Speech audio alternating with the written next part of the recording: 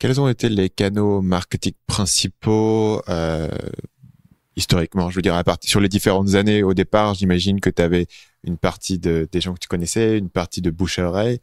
Comment ça s'est développé au fil du temps sur les canaux marketing?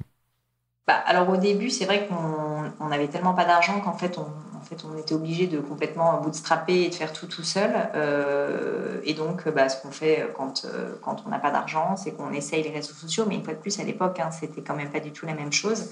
L'avantage, c'est qu'on émergeait plus facilement. Donc, on a essayé de faire, par exemple, des campagnes un peu buzz sur les réseaux sociaux et notamment sur Facebook. On avait fait, par exemple, une espèce de galerie des horreurs des cadeaux. En gros, on demandait aux gens de poster des images de leurs photos, de leurs cadeaux les plus pourris, donc un peigne pour chauve, tu vois, des trucs horribles. Et en gros, on offrait, on avait fait une campagne qui avait pas mal marché justement, où on avait fait monter un peu le truc et on avait offert des bijoux aux personnes qui avaient envoyé les photos les plus atroces pour justement un petit peu faire en sorte qu'elles soient pas si tristes d'avoir des cadeaux ratés. Donc on a fait des campagnes un peu de buzz comme ça. On a aussi beaucoup travaillé très tôt deux supports qui sont intéressants quand on n'a pas d'argent, ou en tout cas l'étaient beaucoup à l'époque. Premièrement les RP et deuxièmement les blogs. Les blogs, en fait, en 2011, il y en avait très peu. Ils étaient beaucoup moins connus que maintenant. Et en fait, les blogueuses étaient beaucoup moins habituées, entre guillemets, à être payées pour tout ce qu'elles postaient. Et donc, il y avait une vraie démarche authentique d'intérêt. Il se trouve qu'en plus, le secteur de la joaillerie ne s'intéressait absolument pas aux blogueuses. Considérait qu'en fait, c'était peut-être je pense, un levier un peu cheap. Et du coup, quand on a commencé à démarcher les blogueuses, même si c'était parmi les blogueuses les plus importantes de France, on a eu tout de suite un bon retour, notamment parce que je leur ai proposé en fait de co-brander et de créer des bijoux avec nous. Et en fait, donc on a deux très grosses blogueuses, Hélène de mon blog de filles et Colline et pourquoi pas Colline, qui sont franchement parmi les plus grandes blogueuses françaises, en tout cas les plus anciennes et continuent aujourd'hui à avoir de très très grosses audiences, ont accepté en fait de co-créer ces bijoux avec nous et d'en parler et de faire des vidéos gratuitement. C'est-à-dire qu'on leur a offert le bijou, mais c'était tout. Donc c'était quand même une opération en termes de rentabilité qui était monstrueuse, parce qu'évidemment après derrière en termes de notoriété, de trafic et même de vente, ça a été très important.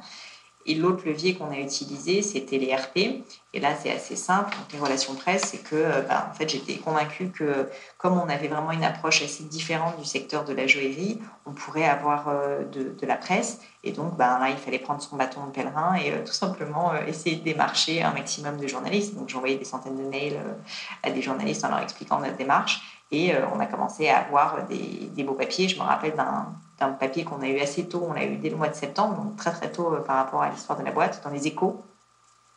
Et franchement, ça a été un super boost pour nous, parce que déjà en termes de visibilité, même en termes de nous-mêmes nous rassurer sur le fait que les Échos parlent de nous, ça crée en fait une certaine confiance en fait dans la marque et nous-mêmes, je pense, ça nous a rassurés au niveau de la levée de fonds qui s'est produite après. Donc ce genre de démarche en fait entièrement gratuite, un peu de guérilla marketing. Enfin, t'es plus expert que moi, mais c'est vrai qu'on l'a fait ça très tôt parce qu'on n'avait tout simplement pas de moyens et de la contrainte, je pense, naît aussi pas mal la créativité. Donc en fait, on essayait d'être créatif sur les leviers qu'on pouvait exploiter à l'époque. C'est sûr que maintenant, je pense que le blog, c'est beaucoup plus compliqué.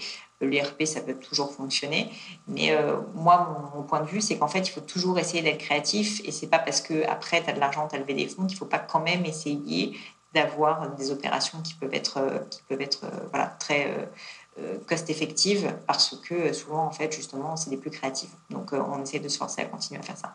Quelles ont été les portes que tu as exploitées en premier une fois que tu as levé de l'argent? Alors, ce qu'on a voulu faire avec cette levée de fonds, vraiment, je dirais, le point de départ de la levée de fonds, c'était de créer un vrai site internet qui fonctionne. L'autre, si tu veux, c'était un blog WordPress qu'on avait repris. À l'époque, il n'y avait pas encore Shopify. Il n'y avait pas Shopify, donc c'était un blog WordPress. C'était un blog WordPress, donc honnêtement, c'était quand même pas parfait. Compliqué Et pour le du coup, on est e-commerce. passé. Ouais, c'était un peu compliqué. Enfin, on se débrouillait, mais c'était vraiment pas fait pour. Et ensuite, on est passé donc sur Magento, donc beaucoup plus solide. Mais ça nécessitait de l'argent. En plus, on n'avait pas de dev en interne, enfin aucun de nous trois. Mes deux associés sont ingénieurs, mais ils ne savaient pas coder non plus. Donc l'idée, c'était que on passe par une agence et ça coûte de l'argent. Donc on avait besoin d'argent pour faire ça. On avait aussi besoin de commencer à acheter un petit peu de stock de pierres. Et donc ça nécessitait aussi un peu d'argent.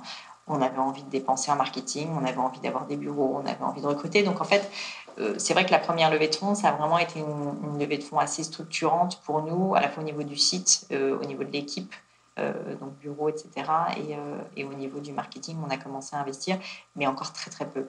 Je dirais que c'est plus à partir de la deuxième levée de fonds que vraiment on a commencé à investir en marketing. Avant ça, c'était vraiment très faible. Dans quoi est-ce que vous avez investi en marketing? Alors essentiellement, en fait, on a investi sur 2 leviers au début, très très tôt. Je pense que là-dessus, on a été assez précurseur, en tout cas dans notre secteur. C'est d'abord le SEO. Alors tu vas me dire, ça ne nécessite pas beaucoup d'argent, mais quand même, il en faut un petit peu.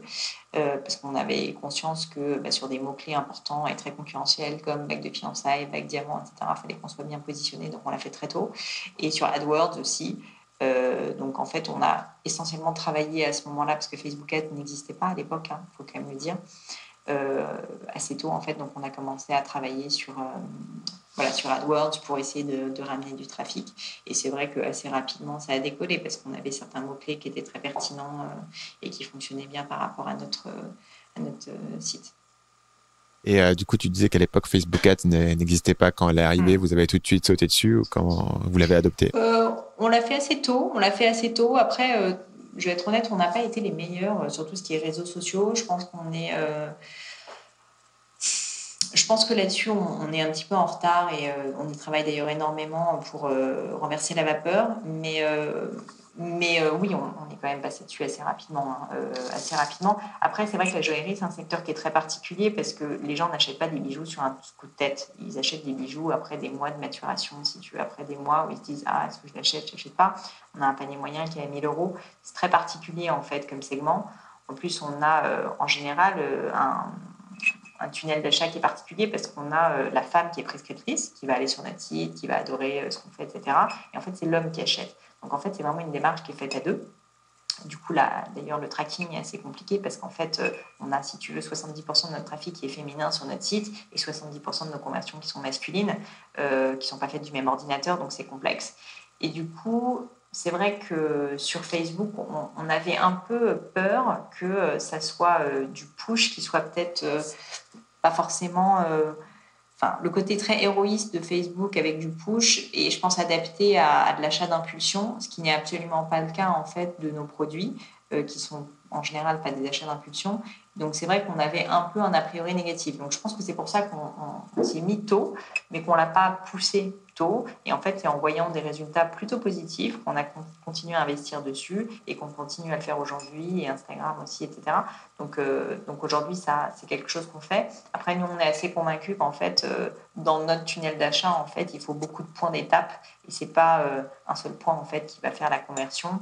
En fait, une personne qui achète un bijou chez nous, elle a vu une pub dans le métro, elle a fait une recherche sur Google, elle t'a vu sur Facebook, et ensuite elle a été retargetée sur Criteo, par exemple, et elle a pu écouter ton podcast et m'entendre parler.